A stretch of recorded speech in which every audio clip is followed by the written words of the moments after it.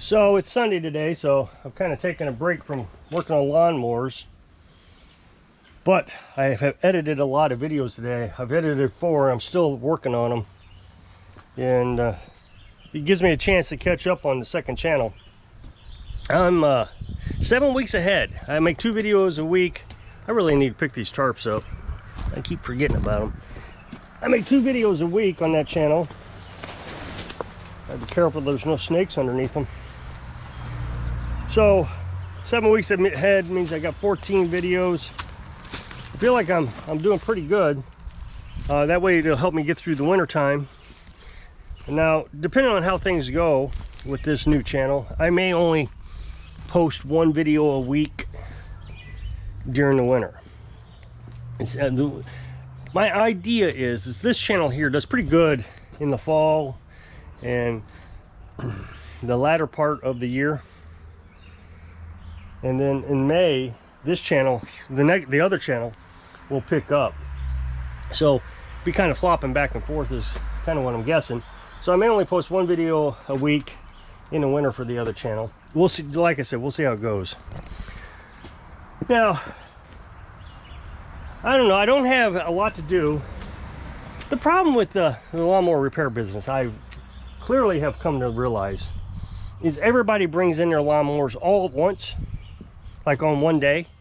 Like they all call each other and say, hey, let's take the lawnmowers over. And that means when, I had to diagnose them all that day. And then I order parts, and then all the parts come in on the same day. And then we got the truck who decided, hey, let's pick May, the busiest time of the year for lawnmower repair, to have a problem. So kind of go through all that. But I got this mower here. This one shouldn't be hard.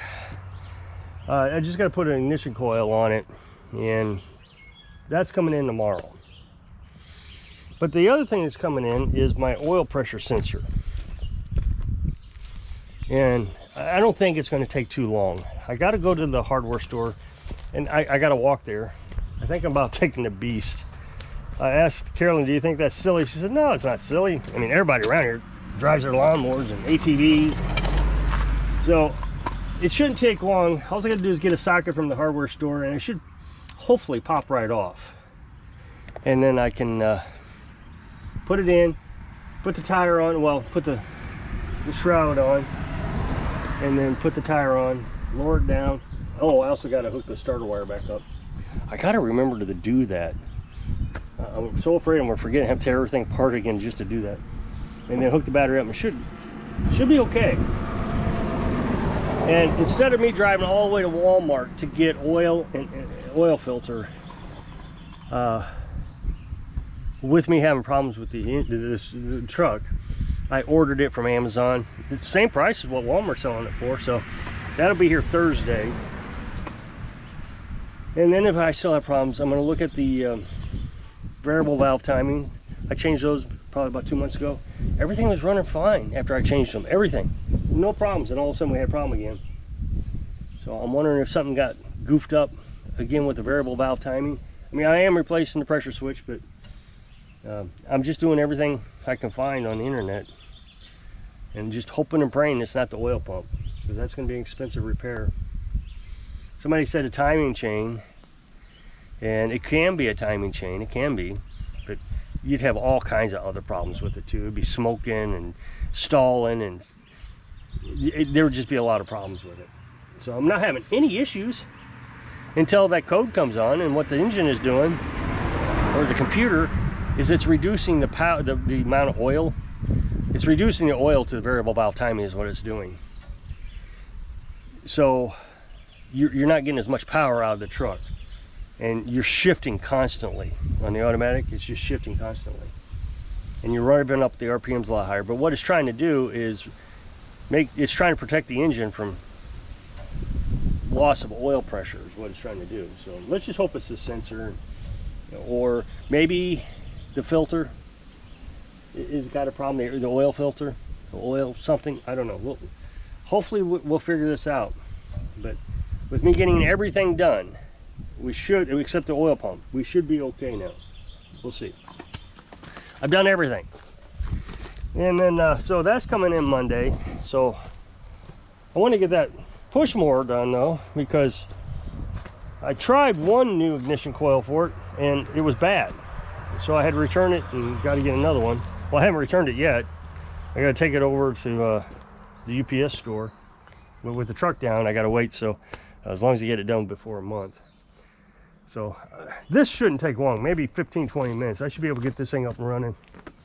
And then he can come pick that up along with this John Deere that's already finished. So, and then somebody else is bringing in another mower just like this one Monday. I want to make sure I don't miss her while I'm walking towards the hardware store to get that socket. And then we got this thing. Now I've talked about this quite a bit, and I appreciate everybody's feedback in yesterday's video. So to give you an idea of what's going on, I told you that the push rod bent. Now I cut it in half. That was on me, so ignore the cutting. But the push rod should be straight. So you can see it got bent here. So what happened is the push rod, I'll show you, goes in through the head. There's the head, all the way through to here. And so I've showed you many times in the videos on the other channel that if you want to adjust your valves, these are the valves, these are the lifters here, and that's the push rod. So how the push rod works is it comes in and out, in and out, in and out, like this. And the way that works is this goes down like this, and there's a lobe. This is the camshaft. There's a lobe there, you see? And so as it rotates that, it pushes, get it so we can make it work. So as it rotates around, it pushes this gate here, this gate right here, which in turn pushes the push rod. So I'm going to push the gate, it pushes the push rod, and in turn pushes the lifter right there. And as we push the gate, which I'm not going to be able to do with my hand, it pushes that valve in. I don't know, I can't do it with one hand. I can do it with two, but you can see I might be able to, I don't want to, yeah, we'll just leave it, but you get the idea. It pushes that in. So that's the valve, and it's on the exhaust side, so when that goes in, the exhaust comes out and through the muffler. There's Skitty. So what happened was this gate fell down. It was in the sump. So was this bolt.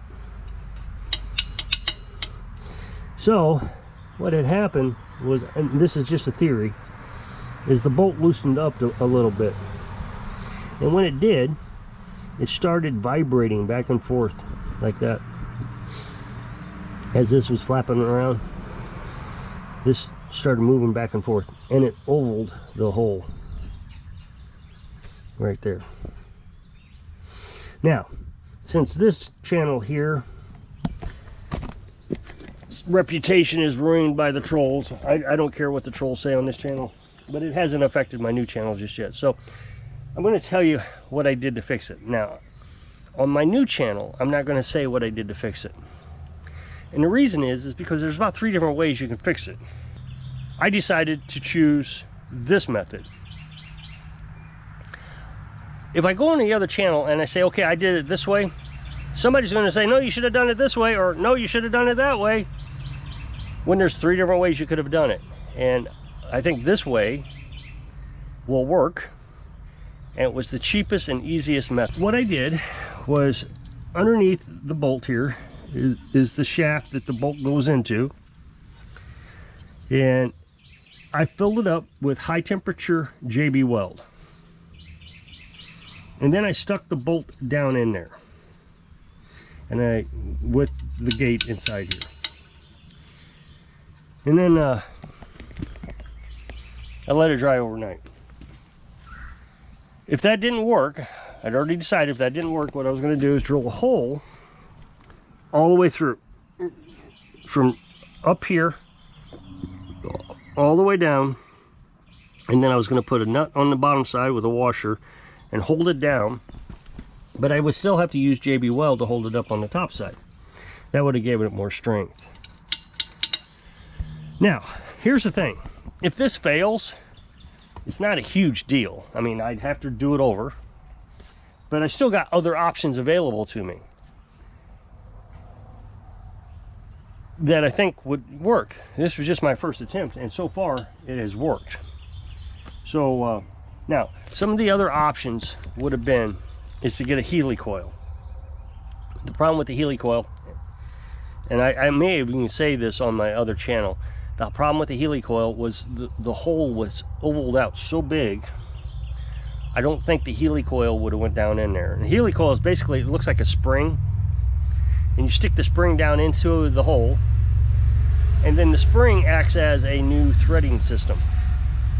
So you can just put your bolt right down into the spring is basically what it is. I simplified it a little bit for this video, but that's what it is. And the other option was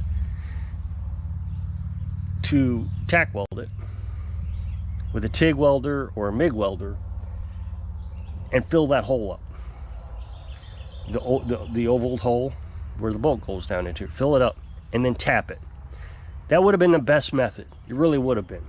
The problem is, I called around somebody who had a MIG or TIG welder. I'm not a welder, you know, as you know, I've just been practicing. I don't think welding needs to be a criteria to do lawnmower repair.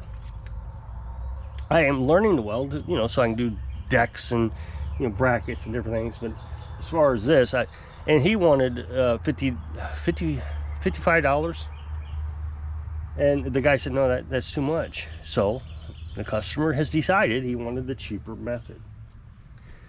Like I said, it may not work, in which case I will have to come back to it, but I still think JB Weld is the option. Now, I did a lot of research on JB Weld before I did this, and I saw someone make a thread using JB Weld. It was pretty cool. So he drilled a hole through a steel block, filled it with JB Weld, and then tapped the JB Weld with the thread tap, which I had considered doing here, and I still may do it. If this doesn't work, I think this is better because that JB Weld is going to hold on tight, whereas if you tap it, it's going to work like a regular screw. And then you would have to put Loctite in there and all that stuff, because we already know it loosened up once. So, well, I think this is just a better option. That's why I went with it. But anyway, he tapped it, and then he put it in his press. And difficult setup, but just imagine he put the block of steel in his press, and then he pushed down on the bolt that he put through the JB Weld tap, and it held 1 ton of pressure. And I thought it was pretty amazing that filling a hole with JB Weld and tapping it, putting a bolt in it, it could hold 2,000 pounds. Since this is not requiring any pressure, there's no pressure on that bolt at all. It's just holding that gate up. That's all it's doing. The only reason it failed before, and this again just a theory, is because the bolt came loose. Carolyn and I have a theory that somebody has been in this, because there's a couple things that just doesn't look right, like they didn't do things right. So they probably took that out and didn't tighten it enough, and it loosened up, and then it started vibrating. Every time that moved, again, no pressure, just, you know, what is it, 3,500 rotations per minute. Now, I'm not sure if that's, what is that, I don't know what the ratio is for the camshaft, but let's just assume it's 1,500 to 3,500 flaps per minute. It's going back 1,500 times, 3,500 times, something like that. Like I said, I don't know what the ratio is. And it's sitting there just vibrating because that bolt is loose. It's just vibration, and it ovaled that hole. As long as that bolt doesn't come loose, we should be fine. I don't think it's going to hurt. Now, as far as the heat, it should do fine with the heat. The other thing is that you know, I was worried about the oil degrading the JB Weld, and everything says it's going to hold up to oil. So the engine only gets up to about 220 degrees. The JB Weld, the high temperature JB Weld, is going to hold 500 degrees. It'll take 500 degrees. And then what I'm doing is I'm letting this dry out, the JB Weld cure. It's already been 24 hours, but I'm gonna let it cure for a day or two more, because I need to pour that gasoline down in there and clean out the sump and everything. And if I get gasoline on that JB Weld, I want to make sure it's okay. Oh, but like I was saying, the oil.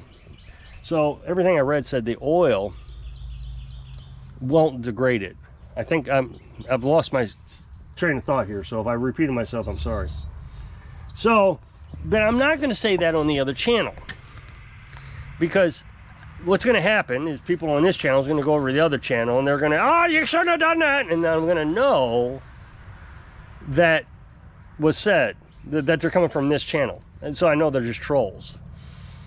So, because I'm not going to say anything about it, and so somebody's going to complain. Now the thing is, it's like I said, this one will be 7.5 weeks out. We may even forget about it before I actually start before the video gets put out. So I'm pretty excited. Got the head put on last night. I took it off. I didn't need to, but during my diagnostic process, I was just working my way in. I took off the valve cover, realized this was stuck. It was stuck in there because it was bent on this side. So I took the valve cover off, and then I took the head off, thinking, well, maybe, which I don't know why I did it now that I just don't, I guess I was just, okay, let's move in. But I should have known it was in the engine. I guess I did know it was in the engine. I was just hoping it wasn't. But anyway, I got that back on. And of course, he's getting all new stuff. So, carburetor's trashed. We'll have to get a new car. I mean, I already got the new carburetor, but it's trashed. Everything's trashed on this. I hope it's worth it. So if you'll click this up next box, it'll take you to a video on my other channel, and it should be a brand new video today. So I hope you go over there and check it out. So I hope I can inspire you to get your stuff done on Sundays. Sing live your dreams. Thanks for watching.